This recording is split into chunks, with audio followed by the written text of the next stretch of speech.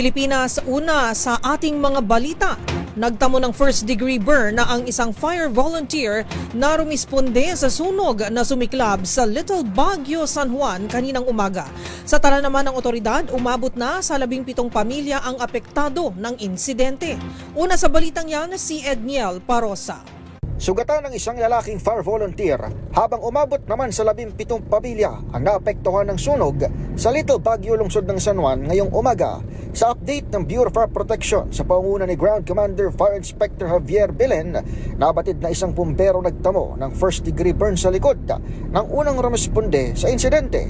Maliban pa ito sa naabutan nating ginang na kinailangang asistihan ng oxygen matapos makaranas ng hirap sa paghinga.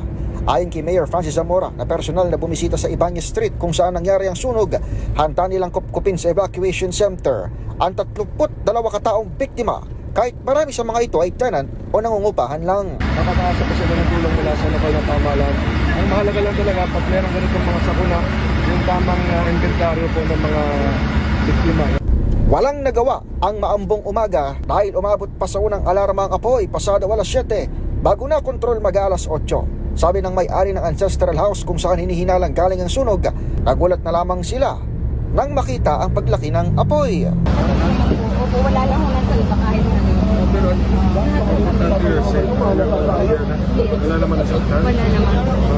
Kwento naman ng isang border, kumislap na linya ng kuryente ang kanyang naobserbahan. Po kung mga kuryente, linya ng kuryente po na para nag-spark doon po sa taas namin. Patuloy pang iniimbestigahan ang nabanggit na trahedya. Para sa MBC TV Network News, ito si Edniel Parosa na DZRH. Una sa Pilipinas, una sa Pilipino.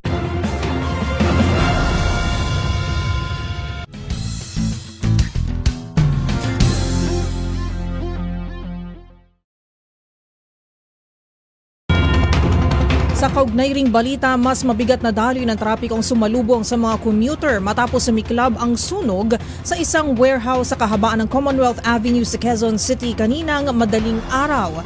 Nagbabalik si Val Gonzales.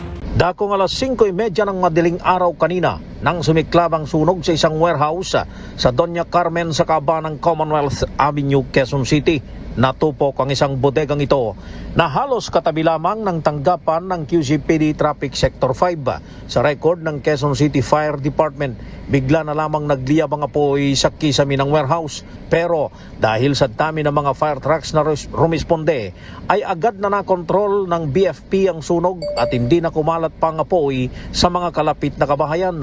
At dahil sa insidente, ay nagdulot ng matinding traffic ang kahabaan ng Commonwealth Avenue dahil sa dami ng mga bombero na umukupa sa 3 hanggang 4 na lane ng nabanggit na daan.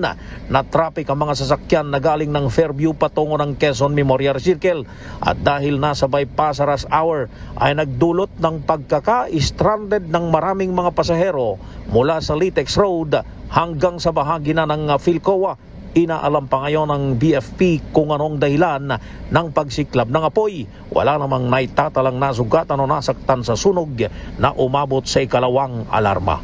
Para sa MBC TV Network News, ako si Val Gonzales, DZRH, una sa Pilipinas, una sa Pilipino.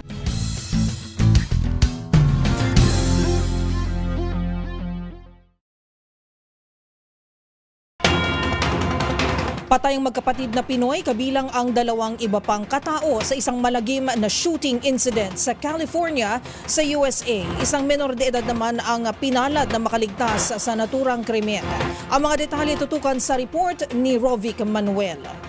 Sabay-sabay na binawian ng buhay ang 4 na katao kung saan kabilang ang 2 magkapatid na Pinoy sa Lancaster, California matapos ang insidente ng pamamaril.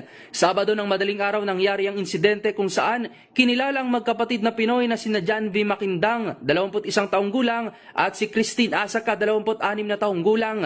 Dead on the spot rin sa pamamaril ang fiancé ni Asaca na si Edwin Garcia, habang sa ospital na binawian ng buhay ang partner ni Maquindang na si Matthew Montebello. Sa nangyaring insidente, 3 aso rin ang nasawi matapos ang walang habas na pamamaril ng hindi pa nakikilalang suspect.